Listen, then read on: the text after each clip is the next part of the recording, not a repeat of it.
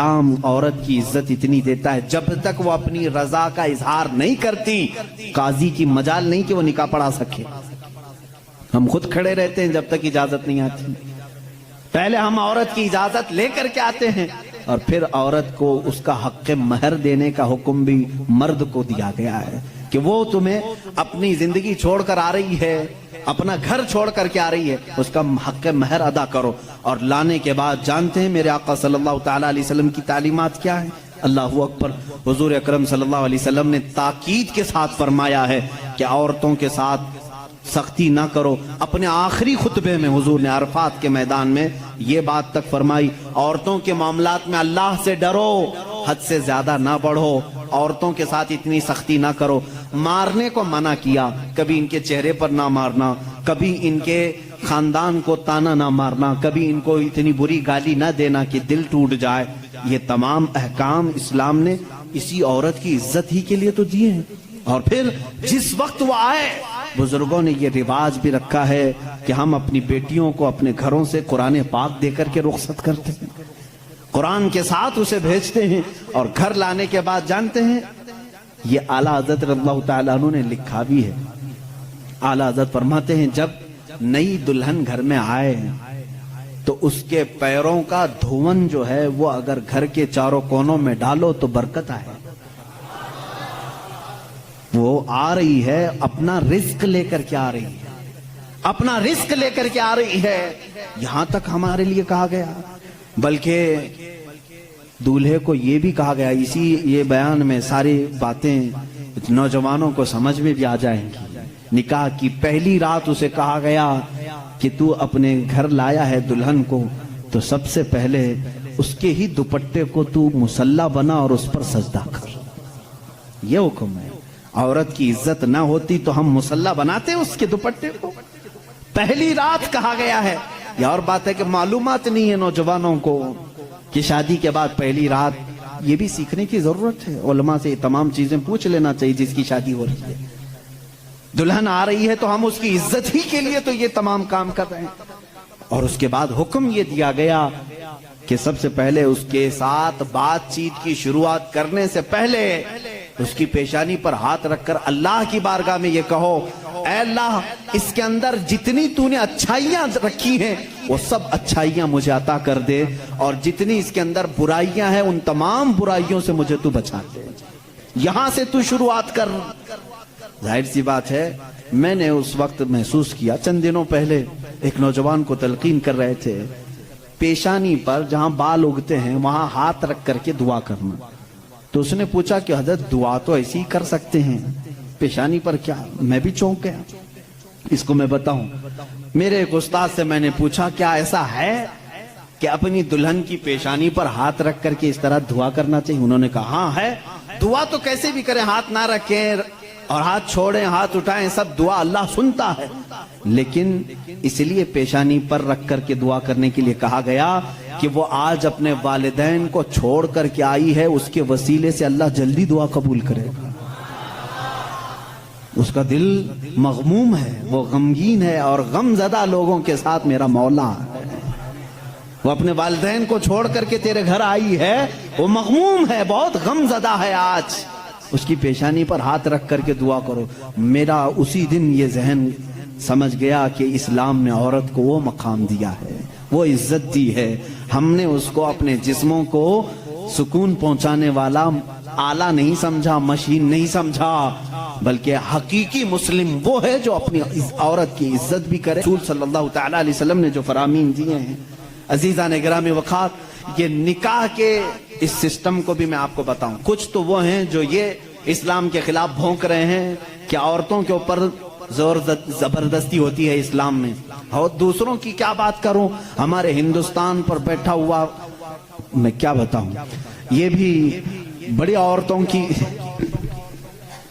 ہاں پیڑت مہیلائیں ہیں, مسلم پیڑت مہیلائیں ہیں جو خود بیوی کو چھوڑ بیٹھا ہے. ساری مسلم عورتیں پیڑت ہیں. اللہ اکبر. وہ خود اپنی بیوی کو دیکھنے نہیں جا سکا, زندگی ختم ہونے آ گئی, بال سفید ہو گئے. پیڑت مہیلائیں ہیں مسلمان. ہاں اگر اے مسلمانوں کوئی بھی ہم میں سے عورت پر زور زبردستی کرتا ہے, याद रखो, मैं तुम्हें बताऊं कि कुरान की क़यामत के दिन अल्लाह जानवरों पर भी उठाए हुए हाथ का फैसला लेगा, तो औरत की बात तो दूर की है।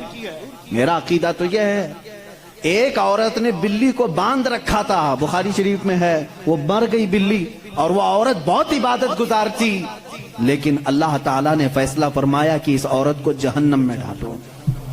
मेरी एक मखलूक को बांध कर रखी इसने और वो मर गई। हमारा तो अकीदा यह है, तुम औरतों पर अगर जुल्म करते हो तो तुम जिम्मेदार हो, लेकिन इस्लाम नहीं। इस्लाम वो कामिल दीन है। ये बेचारे क्या पढ़ पाएंगे जिनको कभी ढंग की स्पेलिंग नहीं आती, कभी हाँ, ये एक ऐसा होता है कि डमरू बजाओ तो कोई नाचता है। इसी तरह से कुछ लोग पीछे से कुछ लिख करके दें, कुछ बयान करने के लिए, तो कुछ लोग कह जाते हैं, उनको खुद नॉलेज नहीं होती। ऐसे ही कुछ लोग इस्लाम पर भी भोंकते हैं। अब अगर ये टॉपिक अगर मैं छेड़ूं 3 तलाक के, तो और बड़े मामलात हैं। 3 तलाक के लिए इस्लाम ने जोर जबरदस्ती की है। औरतों पर जुल्म है, ये पीड़ित हैं, ये महिलाएं हैं, इनको इंसाफ दिलाना चाहिए। 3 तलाक देना, पहली बात ये समझे ही नहीं। आप तो समझते हैं ना, इस्लाम में फजर की नमाज फर्ज है, जोहर की नमाज फर्ज है ना, असर मगरिब इशा फर्ज है, तलाक देना फर्ज है, फर्ज है। तो इतना क्यों नहीं समझ रहे? कौन कहता है कि हर मुसलमान 3 तलाक देना फर्ज समझता है? अरे वो एक एग्जिट रास्ता है। हम कभी भी किसी भी बंदे को निकाह पढ़ाते हैं तो तलाक का नाम तक नहीं लेते। अगर जिक्र कर दिया ना कि मैं 5 साल के बाद तलाक देने के लिए निकाह कर रहा हूं, तो वो निकाह ही हराम हो गया। बल्कि मैं कहता हूं, अगर तुमने निकाह में ये कह दिया 80 साल के बाद मैं छोड़ दूंगा, या 80 साल का ये कॉन्ट्रैक्ट है मेरा, तो निकाह नहीं है वो निकाह नहीं, उसको मुता कहते हैं। हम निकाह में कभी वक्त मुतय्यन नहीं कर सकते, बल्कि हम तो लाइफ टाइम के लिए निकाह कर रहे होते हैं, लाइफ टाइम के लिए। लेकिन इंसानी जिंदगी में कई मामलात ऐसे आते हैं कि मिजाज नहीं जम सकता। जरूरी नहीं है कि हर आदमी का मिजाज दूसरे से जम जाए। कभी ऐसा हो गया तो उसके लिए ऑप्शन रखना चाहिए कि नहीं रखना चाहिए? उसके लिए ऑप्शन रखना चाहिए कि नहीं रखना चाहिए? अरे मियां, तुम किसी को गाड़ी में बिठा करके भेज रहे हो और उससे ये कहो कि चलना ही है, अगर वो पूछ ले गाड़ी के पहिए दोनों पंचर हो गए तो क्या करूं, कहा फिर भी चलना ही है, ये जुल्म है, ये ज्यादती है। उससे ये कहना चाहिए कि अगर गाड़ी के पहिए पंचर हो गए, टायर पंचर हो गए, तो करीब में गैरेज है, खोल करके बदलवा लो। माकूल बात है कि नहीं? अगर बीच रास्ते में नहीं, तुम पाबंदी लगा दे, नहीं टायर नहीं बदलना, पंचर हुई उसी से चलना, ये ज्यादती है कि नहीं? अब मैं आपको बताता हूं, 2 टायर लेकर के चले थे शादी के बाद, 2 टायर हैं और दोनों चल रहे हैं तो ठीक है, एक भी पंचर हुआ तो क्या करो? ये कहते नहीं, पंचर टायर के साथ ही चलो। अरे भाई, कहीं और गाड़ी गड्ढे में गिर जाएगी। हुक्म ये होना चाहिए कि अगर पंचर हो गया तो टायर चेंज कर सकते हो, तुम्हारे लिए ऑप्शन होना चाहिए। बस इस्लाम का तकाजा सिर्फ इतना ही है कि अगर किसी की जिंदगी में अनबन हो गई, नहीं बन पाई, तो उसके लिए एक ऑप्शन है कि औरत को, वो भी एक साथ 3 तलाक नहीं, उसको हराम करार दिया गया है। शरीयत में एक वक्त में 3 तलाक दे देना हराम है। मैं इसका बबांगे दोहल आज ऐलान करता हूं, अगर कोई एक ही साथ अपनी औरत को तलाक तलाक तलाक इस तरह 3 बार कह देता है तो उसने हराम काम किया, गुनाह किया, नाजायज काम किया है। अगर छोड़ना भी है तो उसको इस्लाम ने तरीका बताया है।